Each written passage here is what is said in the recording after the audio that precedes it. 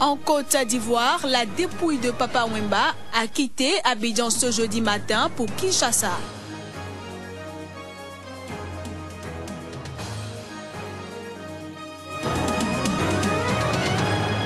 Au Nigeria, au moins 7 personnes ont été tuées dans une attaque d'éleveurs Peuls.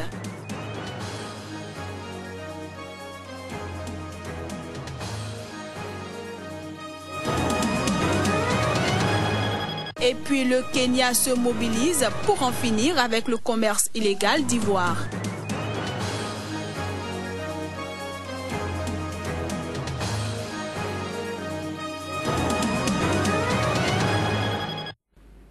Merci de prendre une fois encore le rendez-vous de l'information sur Sika. À toutes et à tous, bonjour. La dépouille de Papa Wemba a quitté Abidjan à 5 h du matin, GMT et heure locale pour Kinshasa, accompagné par le ministre congolais du Tourisme, Elvis Moutiri Wabachala, arrivé un peu plus tôt dans la capitale ivoirienne. La veuve du chanteur, décédé à 66 ans dans la nuit de samedi à dimanche, après un malaise sur scène à Abidjan, Marie-Rose, surnommée Maman Amazon, a embarqué dans l'avion avec les musiciens de l'artiste. Quelques heures avant, 5000 fans tout de blanc vêtus avaient pris d'assaut la salle Anoumambo du Palais de la Culture de Trècheville, en bordure de la lagune, symbole de la ville d'Abidjan. Sur le podium se trouvait une chapelle ardente, entourée d'une dizaine de gerbes de fleurs, surmontée par un poster géant sur lequel on pouvait lire « La Côte d'Ivoire te pleure, Viva Wemba ». On reste collé à cette actualité pour dire qu'une forte délégation du gouvernement ivoirien était au chevet de la femme du roi de la SAP, Papa Wemba, décédé, on s'en souvient, dimanche dernier dans des conditions tragiques en plein concert. Délégation conduite par le ministre ivoirien des Affaires étrangères. Suivons les propos de quelques personnalités empreintes d'émotion. Propos recueillis par Chris Paten à Sémian. L'occasion de sa disparition, nous avons fait tout ce qu'il faut pour accueillir donc son épouse et la délégation venue avec notamment le gouverneur de sa province natale. Et donc nous les avons logés ici. Il était normal qu'on vienne faire le point. Je l'avais vu hier déjà pour la saluer, présenter les condoléances, voir un peu les difficultés, notamment il y avait les problèmes de l'arrivée des enfants qu'il fallait gérer à partir de Paris, en particulier la dernière qui a perdu son passeport. Donc aujourd'hui, je vais non seulement lui dire que tout est réglé, mais aussi m'enquérir de son état de morale et la soutenir. Donc c'est le sens de cette visite-là. Et je vois que vraiment les Ivoiriens sont très solidaires à la mort de Papa Wemba, en commençant par le gouvernement, les membres du gouvernement qui étaient à l'aéroport. Et voilà, les ministres continuent à défiler auprès de Madame la veuve. Alors pour moi là, vraiment, ça a beaucoup d'impact. Hein? J'ai beaucoup de souvenirs et je crois que je vais transmettre fidèlement, comme je venais de le dire tout à l'heure là, au gouvernement congolais. La population voulait que je ramène la dépouille mortelle de Papa Wemba au Sankuru. Mais en venant ici, j'ai vu que l'espace de Sankuru était trop petit, voire même la République démocratique du Congo est aussi étroit.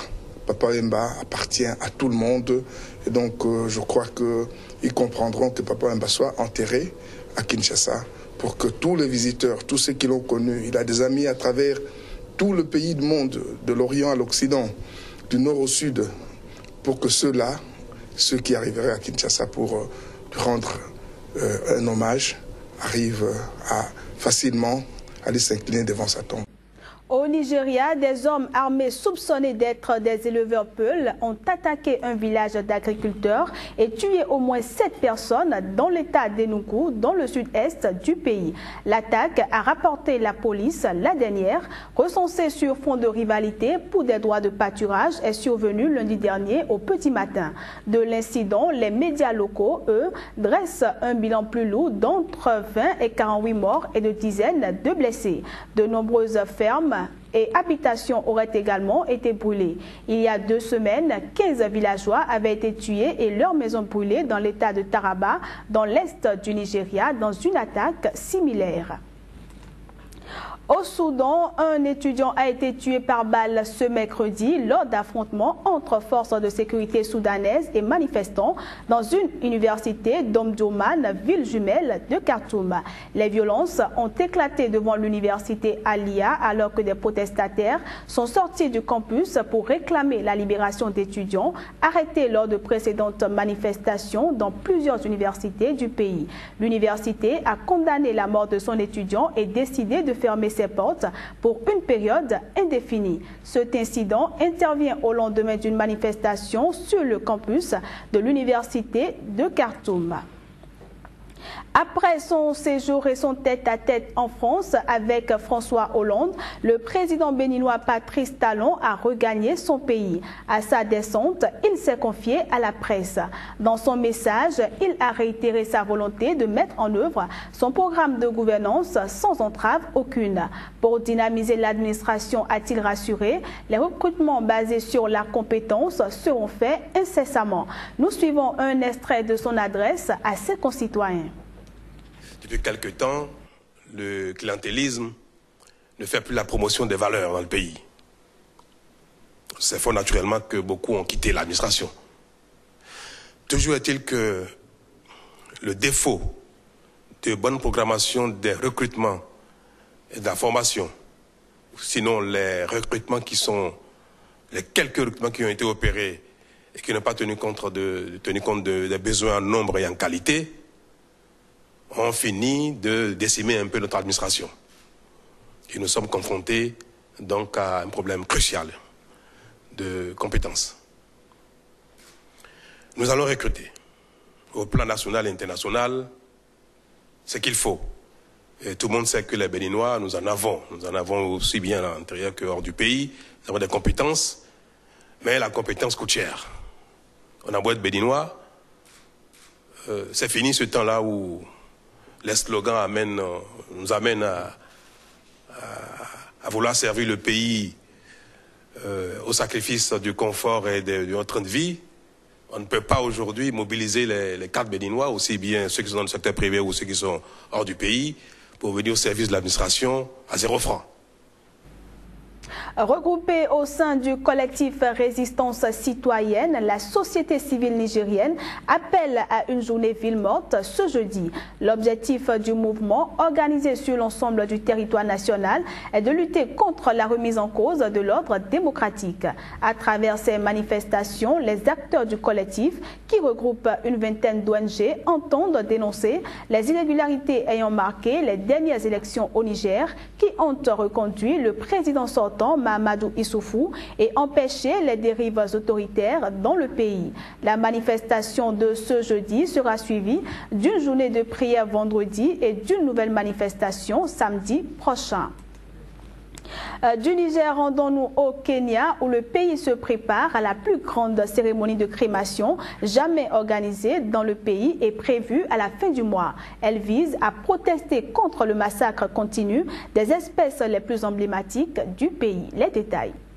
Le Kenya s'apprête à brûler samedi prochain la quasi-totalité de son stock d'ivoire.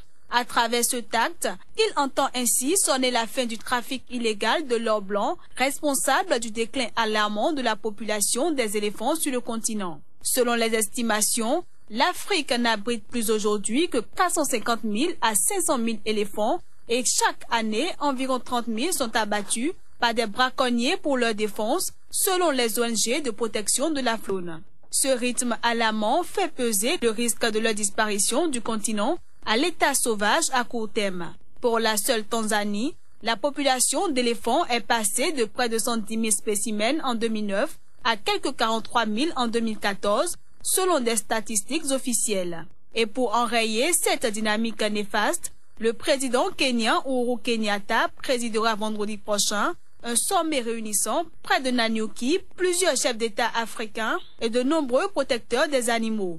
Ensuite, le samedi, le pays hôte joindra les actes à la parole en brûlant dans le parc national de Nairobi 105 tonnes d'ivoire, la plus grande quantité jamais détruite en une seule fois, représentant 50% du stock mondial actuel d'ivoire. Près d'1,5 tonne de cornes de rhinocéros sera également incinérée. Il convient de rappeler que le Kenya a mis sur pied Une brigade de chiens renifleurs d'ivoire dans l'aéroport international de Nairobi qui a déjà permis plusieurs saisies et arrestations de contrebandiers à destination de l'Asie du Sud-Est. On aborde à présent la seconde partie de cette édition consacrée à la revue de presse.